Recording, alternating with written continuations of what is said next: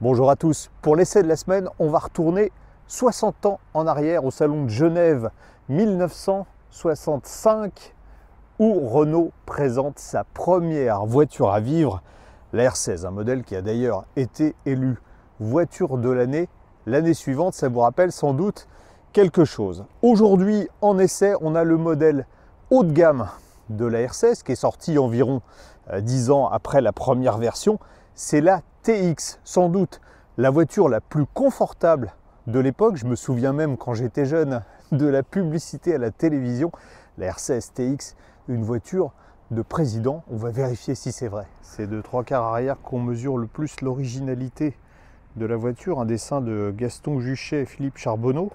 Notons que cette R16, qui était considérée comme une grande voiture à l'époque, ne mesure que 4,26 m de long. La première caractéristique remarquable de la R16, c'est sa ligne véritablement révolutionnaire pour l'époque avec une 5e porte. C'était unique dans cette catégorie, mais Renault avait déjà expérimenté ça sur la 4L. Sur la version TX, on a quelques différences par rapport à la R16 de base, en particulier à l'avant, on notera la présence de 4 phares. Outre les 4 phares, on a aussi beaucoup de chrome un peu partout, hein. Des petits joncs, même si c'est pas du chrome, des joncs métalliques, y compris, vous voyez, sur les bordures des ailes, l'entourage du pare-brise. Une des caractéristiques de la R16, eh bien, c'est la gouttière de toit intégrée et sûre, on le voit bien de l'arrière. Sur la version TX, on a un béquet. Vous voyez le modernisme, un béquet juste à l'arrière du toit. Est-ce que ça améliore l'aérodynamique? On n'en sait rien. Autre caractéristique de cette R16, évidemment, la 5e porte qui permet d'accéder à un coffre qui était plutôt vaste pour l'époque. C'est même une soute à bagages, pas forcément facile à ouvrir avec les standards actuels, mais vous voyez, on peut rabattre la banquette arrière et on a un espace de chargement qui était inconnu dans cette catégorie de véhicules. La TX avait des jantes très reconnaissables et spécifiques, et pour cette version qui était la plus puissante de la gamme, on est monté simplement en 155 R14 avec des pneus à flanc haut. Ça expliquera le confort très Pullman.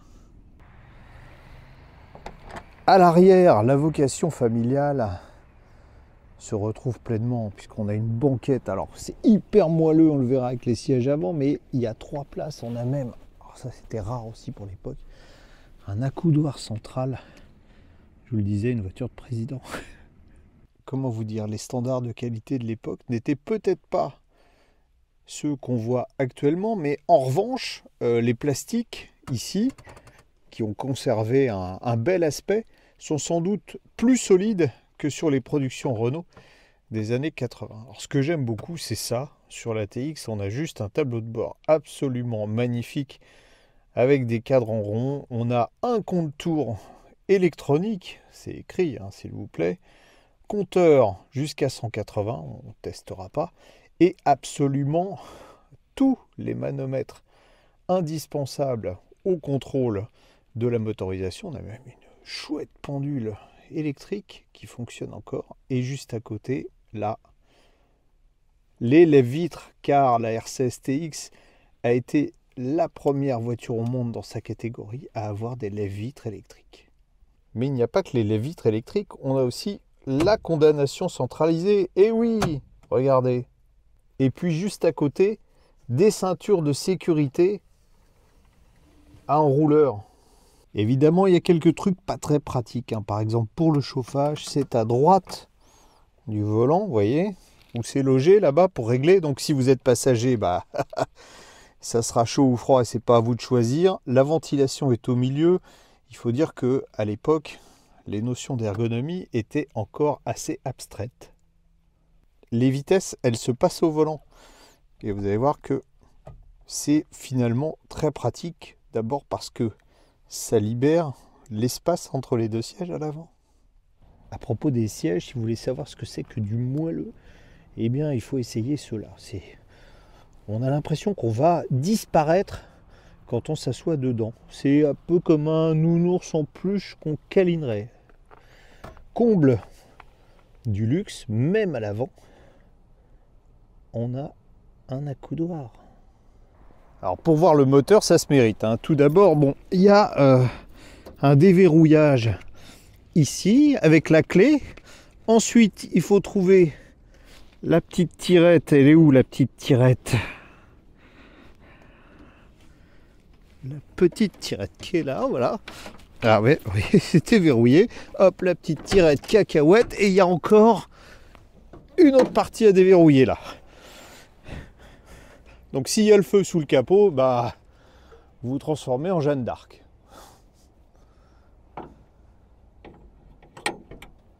Sous le capot, la surprise vient de la position du moteur. Il est très reculé, c'est un moteur longitudinal.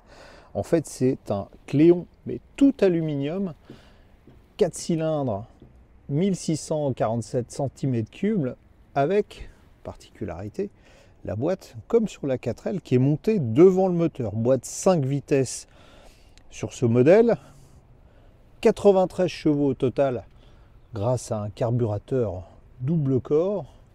C'était le modèle le plus puissant sur la R16. Et comme sous le capot, il restait de la place, on a installé la roue de secours ici. Au moins, ça n'encombre pas le coffre. C'est la première fois que je conduis une R16. Pourtant, je suis habitué aux voitures anciennes. Je dois avouer que je suis surpris. Alors, je suis surpris. Alors, je trouve la direction un peu lourde par rapport au poids de la voiture. Hein. Ça fait que 1100 kg et à la taille des pneumatiques, c'est un peu pesant. En plus, elle n'est pas franchement direct. La boîte de vitesse, en revanche, regardez, ça se manie tout seul. C'est vraiment super. Et surtout, vous pouvez ranger toutes les suspensions hydrauliques à double butée, progressive, programmable, pneumatique, tout ce que vous voulez. Là, on est sur une rue qui est défoncée. On va prendre un ralentisseur et regardez. Voilà, le ralentisseur. Bon, c'est pas du tout catastrophique, c'est même très bien. En plus, le siège, il est moelleux. C'est un pur bonheur. Bon, là, vous voyez l'état de la route. Hein, c'est juste totalement défoncé. Et en fait, on n'est pas tant secoué que ça. Bon, la caméra gigote un peu, mais c'est le système de fixation. C'est vraiment hyper confortable. Et puis... c'est confort aussi même au niveau moteur parce que cette boîte 5 vitesses passe toute seule. C'est une voiture moderne. Le pendant de cette suspension hyper confortable, c'est que cette souplesse se paye en matière, on ne veut pas dire de tenue de route parce qu'elle est saine la tenue de route, mais de précision de conduite. Dans les virages, ça penche pas mal. Les changements d'appui sont un peu mollassons. Enfin bon, bref, c'est pas une voiture de sport, vous l'aurez compris, même si la mécanique permet non pas d'attaquer un peu, mais d'avoir un rythme de croisière assez important. Ah oui, dernier point, on a des freins à disque à l'avant et ça freine plutôt pas mal.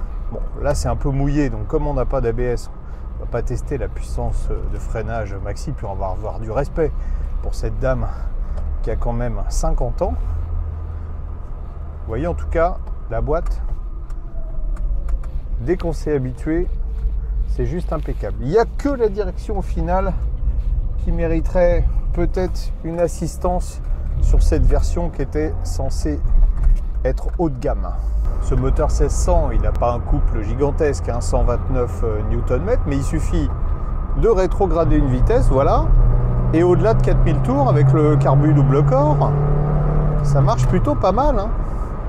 Les accélérations sont bonnes pour un véhicule qui fait 1100 kg. On a une vitesse maxi de 160 km/h en 5e vitesse avec une consommation qui ne sera pas trop catastrophique. C'est quand même 14 litres au 100, on est à une autre époque hein, si vous roulez à 130. Un premier tour en R16, quand on est un passionné de voitures anciennes, ça s'arrose. Et le temps a choisi justement d'arroser ça. J'ai pris un joli parapluie, vous avez vu, c'est...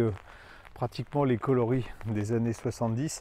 Alors qu'est-ce que j'en retiens de cette Renault 16? J'ai été bluffé par le confort.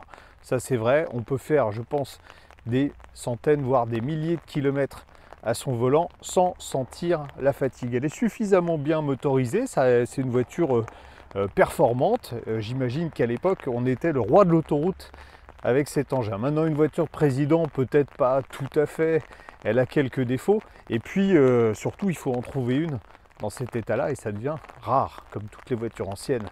La R16, elle est rongée par la rouille, mais si vous en trouvez une belle, c'est un investissement qui est intéressant puisque un modèle en bon état, une TX en bon état, ça vaut aux alentours de 10 000 €. Donc c'est pas très onéreux.